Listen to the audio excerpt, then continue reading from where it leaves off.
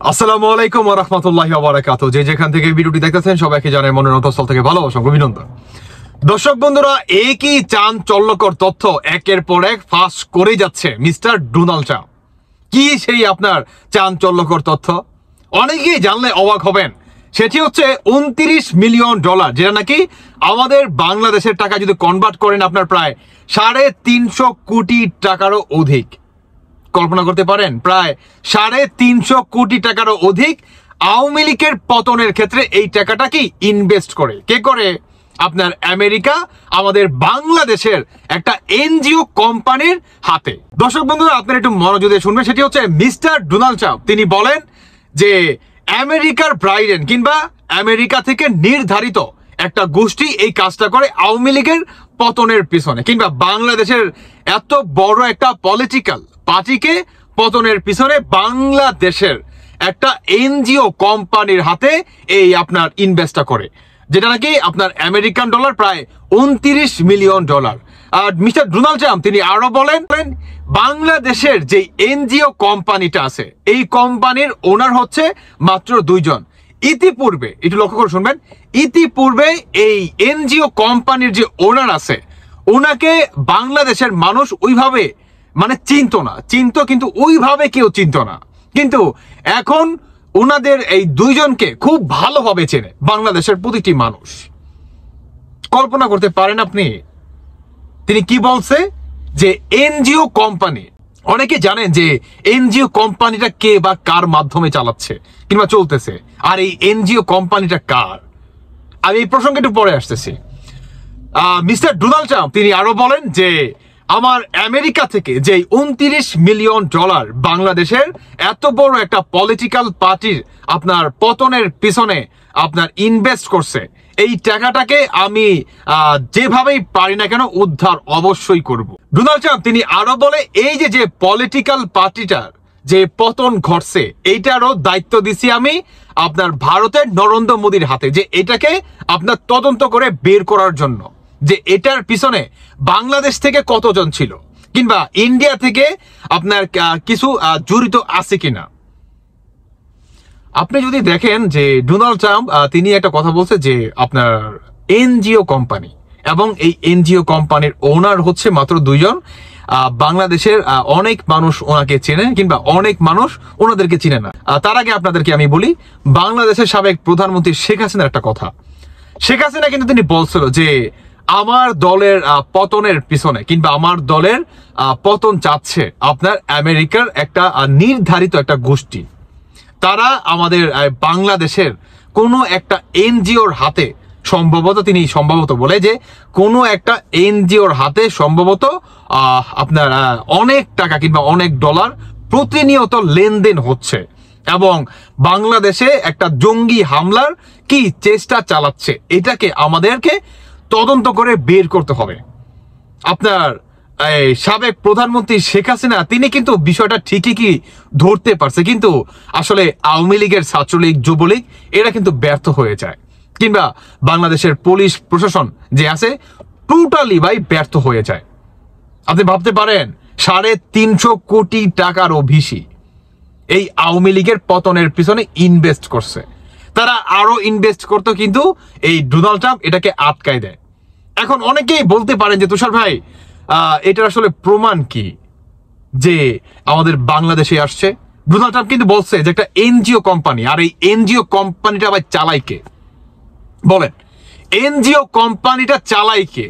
জানেন না আপনারা এনজিও কোম্পানিটা কে চালায়? এখন কি আমার মানে নিজের মুখ দিয়ে বলতে হবে যে এই এনজিও কোম্পানিটা কে চালায়, কিংবা এই এনজিও কোম্পানি থেকে টাকাটা কোথায় গেছে? হ্যাঁ, আমাদের বাংলাদেশে এমন একটা এনজিও কোম্পানি আছে, আমি নাম বলতেছি না, এমন একটা এনজিও কোম্পানি আছে যে কোম্পানির আপনার এজেন্ট বাংলাদেশের প্রতিটি জায়গায় মনে করেন বর্তমান মানে কি বলে ছড়িয়ে দেওয়ার চেষ্টা চালাচ্ছে। এমন একটা এনজিও কোম্পানি আছে, বাকিটা আপনারা বুঝে নিতে পারেন। আপনাদের আশা করি এতটুকু বুঝার সক্ষমতা আপনাদের আছে, আমি আশা করি, আই হোপ। এখন আসুন, আপনার বহির্বিশ্বে থেকে যে বা যারা নাকি আমাদের বাংলাদেশটাকে অস্থিতিশীল করার চেষ্টা চালাচ্ছে এই 350 কোটি টাকার পিছনে, তারা কেন এখন পর্যন্ত কোনো কথা বলতেছে না? বলেন, কেন কোনো কথা বলতেছে, কিংবা আমাদের বাংলাদেশের আপনার এই অতীত চ্যাংরা উপদেষ্টা বা সমন্বয়ক যে আছে না, কালা পাঠা আর হচ্ছে আপনার এই সার্জিস মীর জাফররা, এরা কেন কথা বলতেছে না? বলেন বলেন তো ভাই, যে আমেরিকা আমাদের বাংলাদেশের উপরে 350 কোটি টাকা আপনার 29 মিলিয়ন ডলারের একটা এত বড় একটা দায়ভার চাপিয়ে দিবে, আর এটার বিপরীতে আমাদের সরকার থেকে কিংবা উপদেষ্টা বা সমন্বয়ক থেকে বর্তমান এরাই তো দেশ চালাইতেছে, তাই না? তাহলে এরা কেন কোনো প্রতিবাদ জানাচ্ছে না বলেন তো ভাই? কারণ বাংলাদেশে আপনার এদের বিরুদ্ধে যদি আপনি কি বলে মানে সুয়ের একটা মাথার সমান কথা আপনি যদি মিস্টেক করেন, তাহলে কি সাথে সাথে আপনার সরকার থেকে এই উত্তরটা না আসলেও আপনার অতীত চ্যাংরা যে সমন্বয়করা যারা নাকি বর্তমান বাংলাদেশের কি ঘটবে এরা হচ্ছে সিদ্ধান্ত দিয়ে দেয়, তাই না? এরা কেন এখন পর্যন্ত চুপ বলেন তো ভাই? বলেন আমার কাছে, আমার এই প্রশ্নটা আপনার কাছে রাখলাম আমি, কেন এখন পর্যন্ত চুপ? কিংবা এই পিনাকি, ইলিয়াস, এরা কেন চুপ বলেন?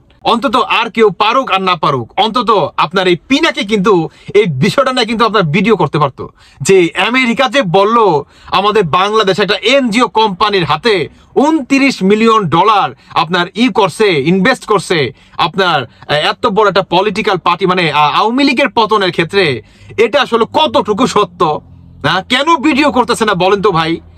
মিস্টার ডোনাল্ড ট্রাম্প তিনি কিন্তু নিজের মুখ থেকে বলে যে আমাদের বাংলাদেশের আপনার আওয়ামী লীগের কিংবা এত বড় একটা পলিটিক্যাল পার্টির আপনার পতনের পিছনে আমেরিকার যে ব্রাইডেন কিংবা নির্ধারিত একটা গোষ্ঠী আছে, এবং আমাদের বাংলাদেশের একটা এনজিও কোম্পানির হাতে এই টাকাটা গেছে, মানে সরাসরি টাকা যায় না, একটা চেক গেছে। আপনি কল্পনা করতে পারেন মিস্টার ডোনাল্ড ট্রাম্প তিনি কিন্তু আরো একটা কথা বলে মজা করে, যে যেই কোম্পানির হাতে নাকি এতগুলো টাকা গেল তার ছবি তো বাংলাদেশের গণমাধ্যমে আসার কথা, বাংলাদেশের গণমাধ্যমগুলো কি করতেছে, কিংবা বড় কোনো ম্যাগাজিনে তাদের ছবি তো ছাপার কথা কিংবা তুলে ধরার কথা, কেন এখন পর্যন্ত এটা আসতেছে না? তিনি কিন্তু দুঃখ করে বলে।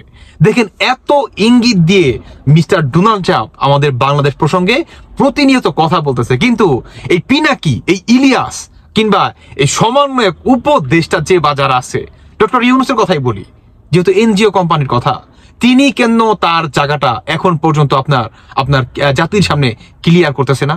কিংবা আপনার এই উপদেষ্টারা কেন এখন পর্যন্ত চুপ? এই পিনাকিরা কেন এখন পর্যন্ত চুপ? এই 29 মিলিয়ন ডলার যেটা নাকি আমাদের বাংলাদেশের প্রতিটি মানুষের ঘুম হারাম করে ফেলাইছে, এই 29 মিলিয়ন ডলার কার হাতে গেল? কে ওই দুইজন ব্যক্তি? কার হাতে গেল? কিংবা কারা এই টাকাটা ইনভেস্ট করছে জায়গা মতো এবং আপনার আওয়ামী লীগের পতন ঘটাইছে? কারা যেটা নাকি বাংলাদেশে বর্তমান তুলপাড়, এই টপিকটা নিয়ে এখন পর্যন্ত এই যে আপনার অন্তর্বর্তীকালের সরকারের যে একটা মানে আছে, বড় টিম আছে, এরা কেন এখন পর্যন্ত চুপ? আপনারা অনেকে হয়তো বুঝতে পারেন নাই আমার কথা, তাই না? আপনারা অনেকে হয়তো বুঝতে পারেন নাই। আমি আসলে এটাই বোঝাতে চাচ্ছি যে যেখানে বাংলাদেশের প্রতিটি শ্রেণীর মানুষ এই 29 মিলিয়ন ডলার কার হাতে গেল জানতে চায়, কিংবা প্রতিনিয়ত কথা বলতেছে, বা সবার মাথায় এটা নিয়ে আপনার মানে ঘুরপাক খাচ্ছে, উল্টো দিকে এই সরকার কেন এখন পর্যন্ত তার মানে তিনি আসলে কি বলে নীরবতা পালন করতেছে? বলেন কেন তিনি নীরবতা পালন করতেছে? কেন? তার মানে কি বোঝাই যাচ্ছে যে চুরি করে সে আর যাই হোক ভাই, যদি বড় গলায় কথা বলতে আসে তাহলে ধরা খেয়ে যাবে, যে বোঝাই যাচ্ছে। তাই আমি বাংলাদেশের জনগণের উদ্দেশ্যে একটা কথাই বলবো, যে আপনি যদি ভাই এই সমীকরণটা একটু মিলান, যে প্রতিটি শ্রেণীর মানুষ কথা বলছে, মানে আমি যে আপনার এক্সাম্পলগুলো দিলাম, তাহলে কি বুঝে যাবেন যে এই 29 মিলিয়ন ডলার আপনার কোন এনজিও কোম্পানির হাতে গেছে, এবং এই টাকাটা কোথায় থেকে কোথায় ইনভেস্ট করছে, আওয়ামী লীগের পতনের পিছনে অন্যতম মাস্টার মাইন্ড হিসাবে কাজ করছে। বুঝে যাবেন। দর্শক বন্ধুরা, ভিডিওটা অলমোস্ট অনেক লং হয়ে গেছে, বাকিটা আপনাদের ব্যক্তিগত মতামত অবশ্যই জানিয়ে যাবেন। আর একটি কথা, সেটি হচ্ছে মিস্টার ডোনাল্ড ট্রাম্প কাদের হাতে টাকাটা গেছে তিনি কিন্তু জানে, এবং তাদের সবাইকে একের পর এক আপনার আইনের আওতায় তো আনবেই, এবং যে এই 29 মিলিয়ন ডলার সেটাও কি তিনি তার আমেরিকায় রিটার্ন নেওয়ার কথা কিন্তু কিংবা ওয়াদা কিন্তু তিনি করেন। দেখা যাক এখন ডোনাল্ড ট্রাম্প আসলে কতটুকু এই বিষয়ে আসলে সফলতা অর্জন করতে পারে। বাকিটা আপনাদের ব্যক্তিগত মতামত অবশ্যই জানিয়ে যাবেন। ধন্যবাদ সবাইকে। আল্লাহ হাফেজ। আসসালামু আলাইকুম।